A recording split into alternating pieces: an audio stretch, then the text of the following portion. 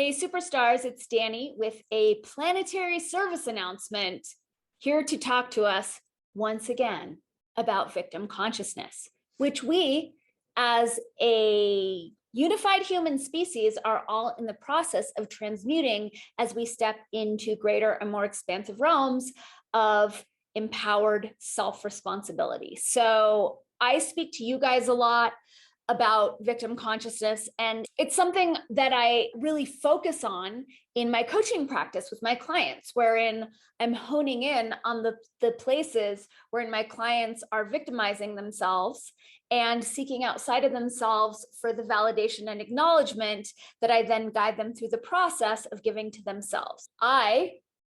Despite any and all illusions to the contrary, am not separate, and I am still in the process of mastering this myself. And I noticed myself dipping into victim consciousness last week when all of my Bitcoin was hacked and stolen. And I noticed that when I would share the story with people, that I was looking for a very specific reaction, right? I was looking for that wide-eyed, oh my God, that pity, that compassion, that empathy. I'm so sorry that that happened to you. When instead, what I mostly got was, yeah, I hear that's happening to a lot of people. And I noticed that when I got that response, that I was annoyed, that there was an aspect of me that was like, wait a minute. Did you not get the script? You're not reading your lines. You've gone off book. You're not feeling sorry for me. And noticing that I was getting annoyed. And so what I did with myself, which is what I advise my clients to do, is I looked within and I got in touch with that aspect that was wanting this attention and validation. But instead of victimizing myself to the circumstances and disempowering myself to the circumstances and dragging it out and languishing in it by seeking that validation externally, I went in to see what part of me was wanting acknowledgement and validation so that I could give it to that aspect of me, myself. And what I found was this piece that was sad, that was mad, that felt screwed over and ripped off. And yes, there's that other aspect of me that knows that I'm complicit and that I am partially responsible, A, for investing, which is a gamble in the first place, and B, dropping the ball on my own digital hygiene by sharing my passcode, right? So takes two to tango, right? And that's the lesson for me. And that's what I always recommend we do when we're in a situation where we feel we've been wronged, we feel that we've been screwed over, is where did I drop the ball and make myself vulnerable for these energies, for this to happen, right? So I did that for myself. And at the same time, there's still the very real hurt that this aspect of me was wanting acknowledgement for. And the other piece was just this kind of heartbreaking sadness that humans are so shitty to one another, right? That it wasn't some like nameless, faceless corporation that I bank on to screw me over, but that it was a fellow human being who had crafted this elaborate scheme to fuck over his or her fellow human beings, right? So there were all these pieces that were inviting me to get real with the feelings, and acknowledge them and allow them to have their full expression and make space for them so that I can integrate. And this is the crux of victim consciousness. Whenever we are victimizing ourselves, we are seeking some sort of validation for these hurt, traumatized parts of us. But there is nothing more disempowering than needing other people to fill our holes and selling ourselves down the river in an effort to get these people to read our scripts, to tell us, the just right things to soothe these things that is no one's responsibility to soothe for us. And so what I did for myself, which is what I guide my clients to do, is I got really quiet. And I got into a quiet space where I could connect with this aspect of me that was seeking these very specific responses that it was not getting.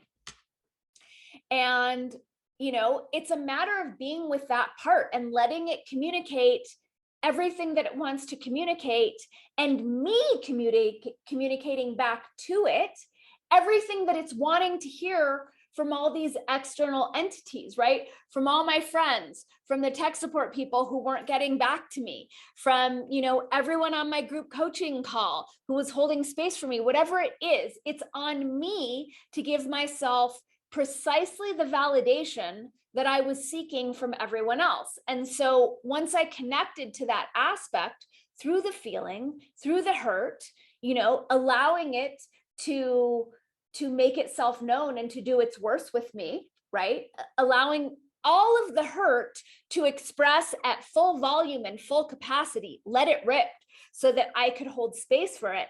And then me telling that aspect, I hear you. I know you're hurt. I know this sucks and I've got you. Like, I will never treat you this way. I will never sell you down the river. I will never screw you over. I will never take advantage of you. I will never craft an elaborate scheme to steal from you. Like, you are totally safe with me, your higher self, the whole completely integrated, all unconditionally loving version of myself. And you don't need to make yourself small or pathetic to get this validation. I've got you and I'm not going anywhere, right? And then I work with that on a lot of different levels, letting her know that this is a universe of abundance and that we're not living in a reality of scarcity. And just because, you know, this big chunk was gone doesn't mean that we're going to be homeless in a box, that the universe will provide. And if she's willing to reintegrate with me and come back into this whole, that I will drive our ship and I will take care of us, right? And this is the task for any of these hurt unintegrated pieces of ourselves. And this is how we transmute victim consciousness. It's what, you know, those in the shamanic traditions call soul retrieval. It's identifying and acknowledging and healing and reintegrating these unintegrated, traumatized parts that have separated from us in the face of pain, in the face of hurt. And so it was beautiful because, you know, this is what I'm guiding my clients through on the regular. And I got to have that experience for myself when I witnessed myself getting annoyed because I wasn't getting the very specific response that I wanted. And I got curious about that annoyance and was able to identify where I was victimizing myself. So this is just a little window into my own process of healing and holding myself, which is an ongoing process that will likely continue throughout this entire lifetime.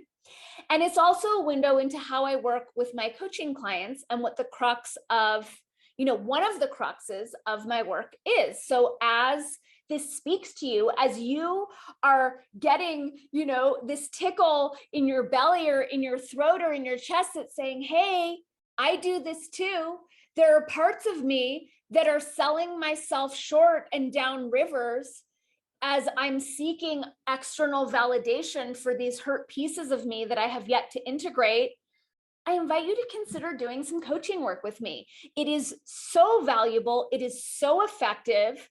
You know, we share a very loving, intimate space together. And I really honor my clients for allowing me into their process that way. And I would love to support you in integrating any of these old hurt traumatized pieces or even new hurt traumatized pieces that are really asking you to integrate such that you are not selling yourself down so many unnamed rivers for external validation, but are instead empowering yourself to be a whole, completely integrated person wherein you get to validate yourself and you get to give yourself all of the acknowledgement that these traumatized pieces would otherwise seek outside of ourselves for. You can read more about my coaching on my website, quantumlanguaging.com, and or you can message me and we can set up a free discovery call and start filling into which program is best for you. Thanks for paying attention.